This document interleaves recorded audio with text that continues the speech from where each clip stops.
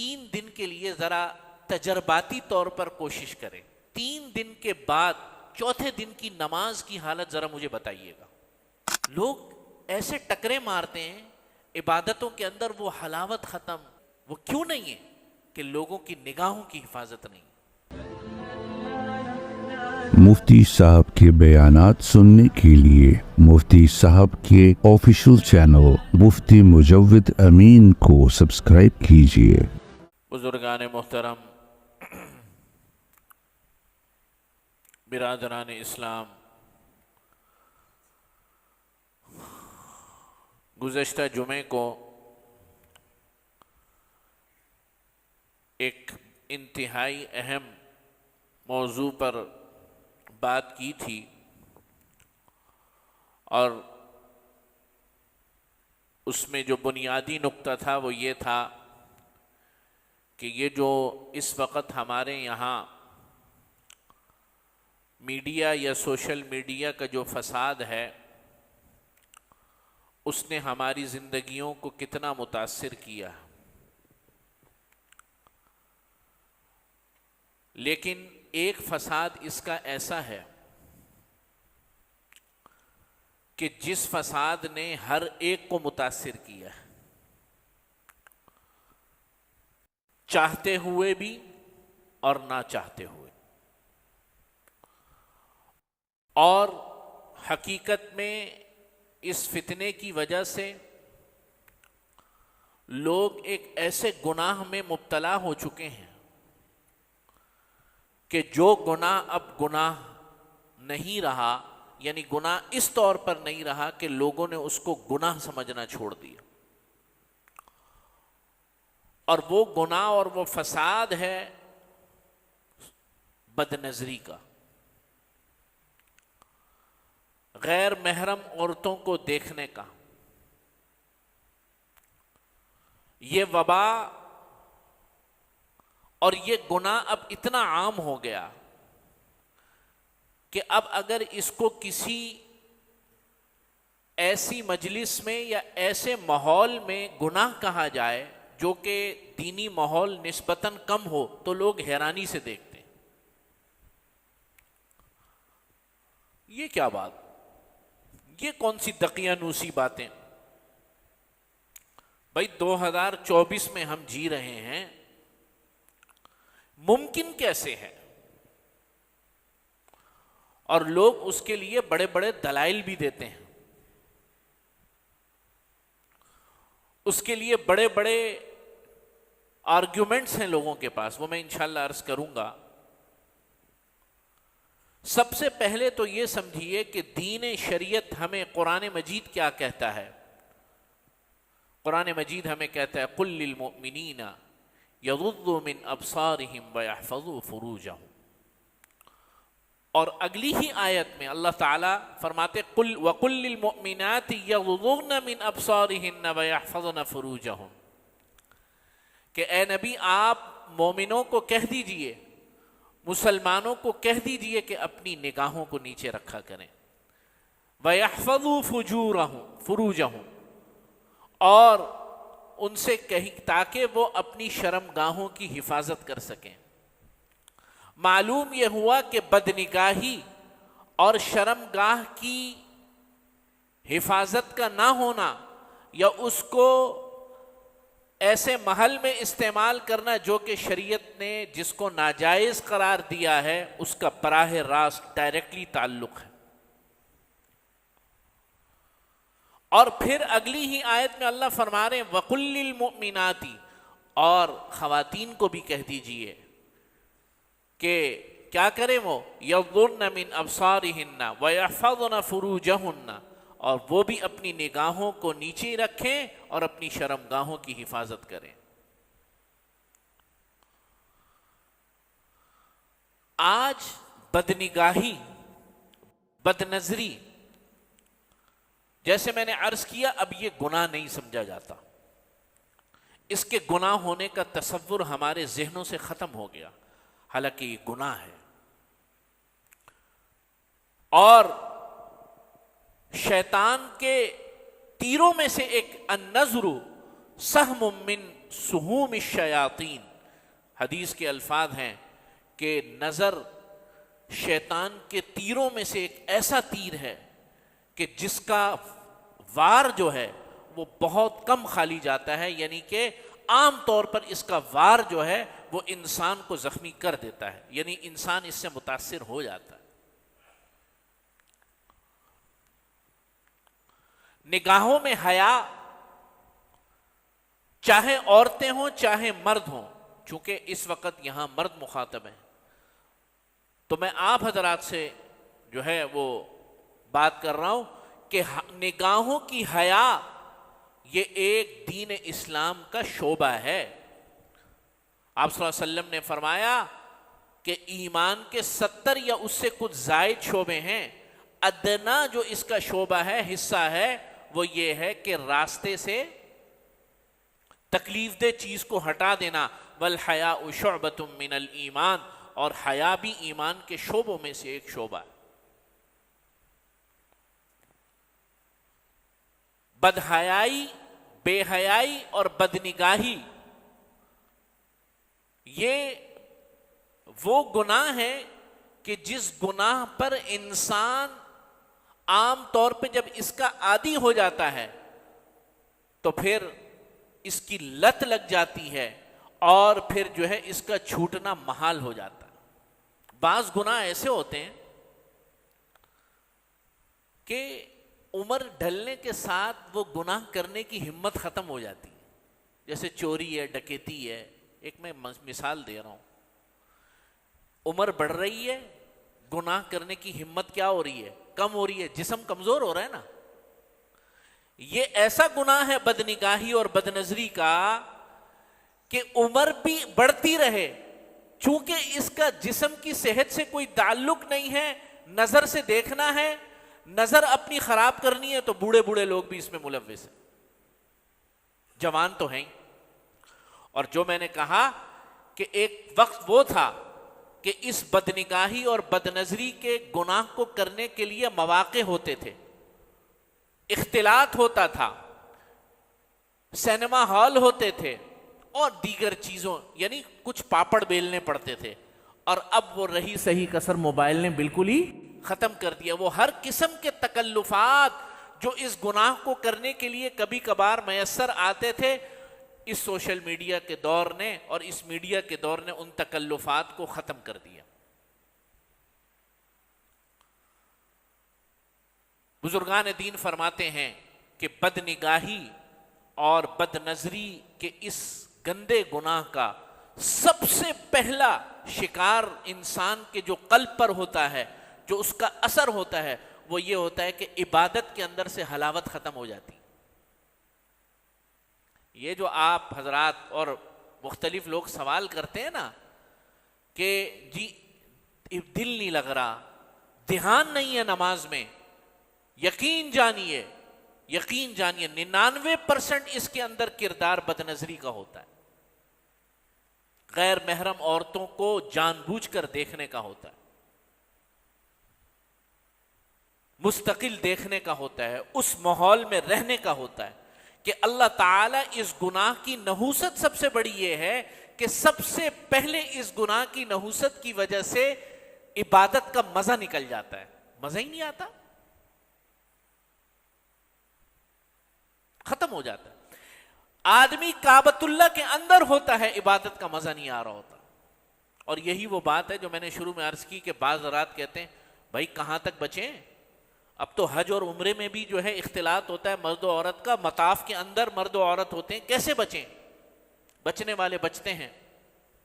جی ہاں، آپ صلی اللہ علیہ وسلم نے ارشاد فرمایا، حدیث کا مفہوم ہے، اور فرمایا پہلی نظر جو ہے نا، پہلی نظر وہ معاف ہے۔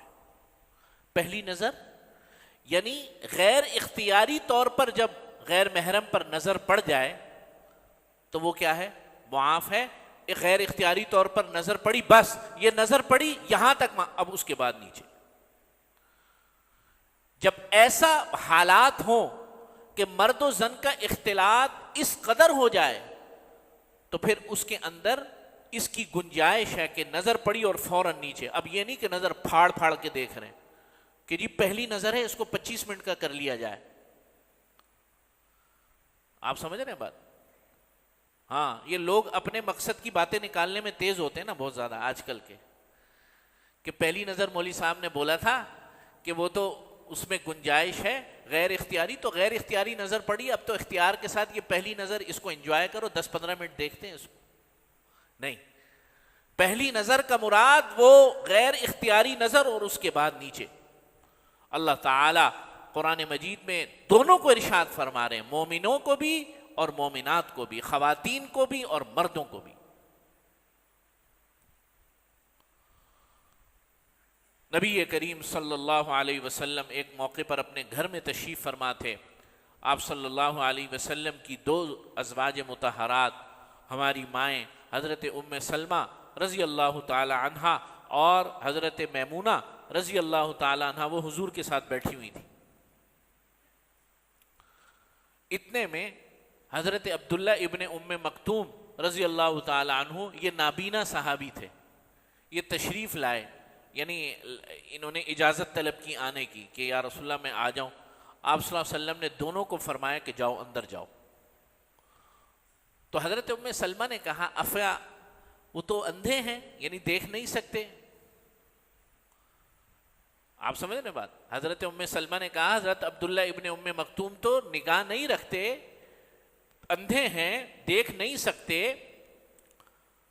تو نبی کریم صلی اللہ علیہ وسلم نے فرمایا افا عمیاوانی انتما، کیا تم دونوں بھی اندھی ہو؟ معلوم یہ ہوا کہ خواتین کو بھی جتنا ہو سکے مردوں کے چہروں کو اور مردوں کے اختلاط سے بچنا چاہیے. اور یہ گناہ جیسے میں نے عرض کیا، ایک تو اس سوشل میڈیا نے اور موبائل نے اس گناہ کو ہماری جیب میں لا کے رکھ دیا، اور جو پہلے تھوڑا بہت تکلف کرنا پڑتا تھا وہ تکلف بھی اب ختم ہو گیا. دوسری بات بد نظری اور بد نگاہی کی یہ بھی ہوتی ہے کہ اللہ تعالی سب سے پہلی نحوست کیا میں نے کیا کیا، عبادتوں کے اندر سے حلاوت ختم ہو جاتی ہے. میں آپ کو 3 دن کا ایکسرسائز دے رہا ہوں، 3 دن کی. کتنے دن کی؟ 3 دن. بھائی جمعے میں آپ آتے ہیں کچھ لے کے جایا کریں.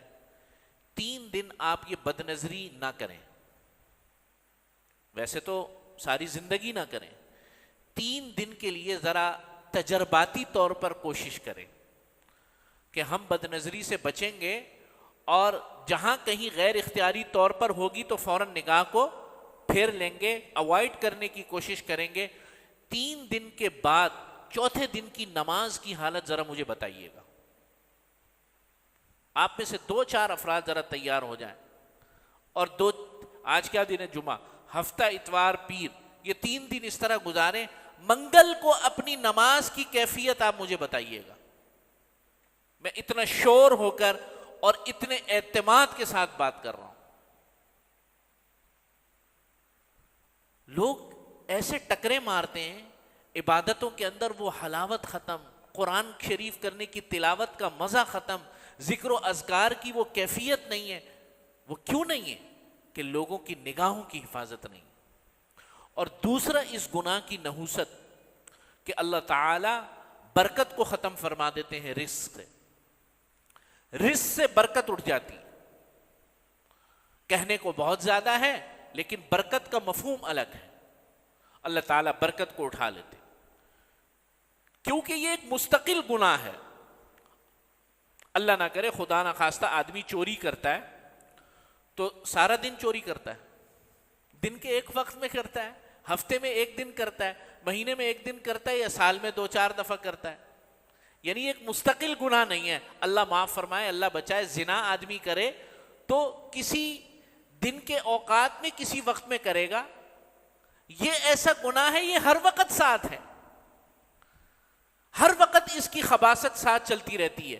چونکہ ہر وقت اس کی خباثت ساتھ ہوتی ہے گناہ کی، آدمی اور مرد حضرات زیادہ تر باہر رہتے ہیں، تو جب ہر وقت گناہ کے اندر ملوث ہوتا ہے تو اللہ تعالیٰ برکتیں اٹھا لیتے ہیں. وقت سے برکت ختم، رزق سے برکت ختم، اعمال سے برکت ختم، نیک کاموں سے برکت ختم، عبادتوں کی حلاوت کی برکت ختم. یہ اللہ تعالیٰ اس کو سلب فرما لیتا. اور اس میں بھی کوئی شک نہیں کہ موجودہ دور کے اندر نگاہ کو قابو میں رکھنا یہ جہاد میں سے ایک جہاد ہے، بہت بڑا جہاد ہے، بہت بڑا جہاد. میرا کوئی بھی دوست باہر جاتا ہے پڑھنے کے لیے، یا کوئی کالج کا ہو، کوئی یونیورسٹی کا ہو، کوئی میرا رشتہ دار ہو، کوئی بات کرتے ہیں تو یار میں جا رہا ہوں، کوئی بات کر دو اعمال کے حوالے سے، مسائل کے حوالے سے، تو میں اس کو دو باتیں کرتا ہوں بس، کہ نگاہ کی حفاظت اور 5 وقتہ نماز کی پابندی. جو شخص باہر ملک اور دیار غیر کے اندر غیر مسلم ملک میں ان 2 چیزوں پر عمل کرے گا، اللہ تعالیٰ اس کو ہر قسم کے گناہ سے بچا لے. نگاہ کی حفاظت، جب نگاہ کی حفاظت ہوگی تو ایسی جگہوں پر جانے سے بچے گا جہاں نگاہوں کی حفاظت نہیں ہوتی. پھر وہ خود بخود شراب خانوں میں جانے سے بچے گا، خود بخود کیسینوں کے اندر جانے سے بچے گا، خود بخود جوئے کے اڈوں پر جانے سے بچے گا، خود بخود گندی جگہوں پر جانے سے بچے گا. کیوں؟ ایک چیز ہے، ایک پرنسپل ہے، ایک چیز ہے کہ نگاہ کو بچانا ہے. جب نگاہ کو بچائے گا تو عبادت کے اندر مزہ آنے لگے گا، حلاوت پیدا ہوگی. 5 وقتہ نماز کی پابندی کرے گا، مسجد کے ماحول سے جڑا رہے گا. یہ 2 باتیں کافی ہیں، کوئی لمبا چوڑا اس کے اندر کورس نہیں. آج کے دور میں حقیقت میں یہ ایک وبا ہے، اور رہی صحیح کسر ہمارے جو کارپوریٹ ورلڈ ہے ہمارا، اس نے پوری کر دی ہے. کوئی اشتہار وہ عورت کے بغیر نہیں ہے. اچھا، اشتہار اگر عورت کی چیزوں سے متعلق ہو تو بات سمجھ میں آتی ہے. اول تو ہونا ہی نہیں چاہیے. مثلا عورتوں کے کپڑے ہوں، عورتوں کے میک اپ کا سامان ہو، عورتوں کی چیزیں ہوں، اس میں عورت کا اشتہار آ جائے تو بات سمجھ میں آتی ہے. مردوں کی چیزوں کے اندر عورت کا آنا، مطلب یہ آپ دیکھیں کہ اس کارپوریٹ دنیا نے عورت کو ایک شو پیس اور ایک ماڈل بنا دیا ہے، ایک جسے کہنا چاہیے نا کہ ایک اٹریکشن بنا دیا. بس اس کی یہ حیثیت ہے اور اس سے زیادہ کوئی حیثیت نہیں. اس نے ہمارے نظام کو، ہمارے اخلاقی نظام کو، ہمارے تربیتی نظام کو، خاندانی نظام کو تباہ و برباد کر دیا. اول تو داڑھی کا منڈانا ناجائز، بلیڈ کا اشتہار آ رہا ہے اس میں بھی عورت. بھائی اس کا کیا تعلق اس سے؟ مطلب سوچنے کی بات. تو میرے عزیز دوستو بزرگوں، یہ جو گناہ ہے، اس گناہ کا اول تو گناہ کا تصور ہمارے دلوں سے ختم ہو گیا. شادی بیاہوں میں اور اسی طریقے سے دیگر تقریبات میں بھی اس کا اہتمام کہ بھئی مرد و زن کا اختلاط نہ ہو، وہ بالکل اس کا تصور ہی ختم. تو یہ جو گناہ ہے، اللہ تعالی ہم سب کی اس سے حفاظت فرمائے. یہ ایسا گناہ ہے کہ یہ اس گناہ کی وجہ سے آدمی کے جتنے بھی معاملات کی برکتیں ہوتی ہیں اللہ تعالیٰ اس کو اٹھا لیتا ہے. حضور نبی کریم صلی اللہ علیہ وسلم ایک موقع پر تشریف فرماتے. یہ نگاہ ایسی چیز ہے. آپ صلی اللہ علیہ وسلم ایک موقع پر تشریف فرما تھے اور 2-3 صحابہ کو دیکھا کہ وہ مستقل حضور کو دیکھے جا رہے ہیں، مستقل حضور کو دیکھے جا رہے ہیں. آپ علیہ الصلاۃ والسلام نے ان 2-3 صحابہ کو ڈانٹا کہ یہ مستقل مجھے کیوں دیکھے جا رہے ہو، کیا وجہ ہے؟ پھر حضور نے فرمایا کیا تمہیں پتہ ہے کہ نظر کی جو برائیاں ہیں وہ دوسرے انسان، کیا مطلب کہ بدنظری ایک ہے نامحرم کو دیکھنا، ایک یہ ہے کہ نظر کا لگنا یہ بھی حق ہے. فرمایا العین حق، نظر کا لگ جانا حق ہے، نظر کا لگ جانا حق ہے. یہ نظر ایک تو بدنظری کے اعتبار سے، دوسرا مستقل کسی کو دیکھنا آپ کی بری نظر یا بسا اوقات اچھی نظر کے بھی غلط اثرات دوسرے تک منتقل ہوتے ہیں، اس سے بھی بچنا چاہیے۔ کسی اچھی چیز کو دیکھیں، کسی نعمت کو دیکھیں، ماشاء اللہ لا قوت الا باللہ۔ حضرت سہیل رضی اللہ تعالی عنہ آپ صلی اللہ علیہ وسلم کے ایک صحابی ہیں، بڑے گورے چٹے تھے۔ تو پرانے وقتوں کے اندر جو نہانے کی جگہ ہوتی تھی وہ اس طرح تو نہیں ہوتی تھی، بس یہاں تک دیواریں ہوتی تھیں، تو نہا رہے تھے۔ تو گورا جسم تھا، اور یہ والا جو حصہ ہوتا ہے یہ تو انسان کا اندرونی حصہ، یعنی بغل کے یعنی بازوؤں کے اندر کا حصہ، یہ تھوڑا سا ویسے بھی گورا ہوتا ہے۔ تو ایسے کر کے ہاتھ اٹھایا، پانی بہا رہے تھے، باہر سے ایک صحابی گزرے، انہوں نے دیکھا اور دیکھ کر گزر گئے۔ بس حضرت سہیل باہر تشریف لائے اور کہنے لگے بس یہ آخری وقت ہے میرا۔ نبی کریم صلی اللہ علیہ وسلم کا بابرکت دور، اور آپ صلی اللہ علیہ وسلم خود حاضر تھے۔ فرمایا فوراً جو ہے آپ صلی اللہ علیہ وسلم کو اطلاع ہوئی، حضور علیہ الصلوۃ والسلام تشریف لائے۔ فرمایا کیا ہوا؟ حضرت سہیل فرمانے لگے ایسا لگ رہا ہے کسی نے مجھے چٹائی کے اندر لپیٹ دیا ہے، جیسے کسی نے نا مجھے لپیٹ دیا ہے، گھوٹ دیا ہے۔ آپ صلی اللہ علیہ وسلم نے فرمایا اپنے بھائی کو قتل کرو گے نظریں لگا کر؟ تم نے ماشاء اللہ لا قوت الا باللہ، کون گزرا تھا یہاں سے؟ تحقیق ہوئی کہ کون گزرا، پتہ چل گیا، ان صحابی کو بلایا، فرمایا تم نہاؤ۔ یہ ایک ٹوٹکا ہے، آپ صلی اللہ علیہ وسلم نے چونکہ خود اختیار فرمایا تو اس کے کرنے میں حرج نہیں۔ تو آپ صلی اللہ علیہ وسلم نے ان کو کہا تم نہاؤ، اور اپنے نہائے ہوئے پانی کا جس سے نہا چکے ہوئے وہ اپنے بھائی کے اوپر ڈالو۔ چنانچہ ایسے کیا گیا اور حضرت سہیل کی نظر جو ہے اتر گئی۔ تو یہ نظر اتنی خطرناک چیز ہے، یہ اپنے دین کے لیے بھی خطرناک ہے، دوسرے کے لیے بھی خطرناک۔ نگاہوں کو نیچے رکھنا چاہیے۔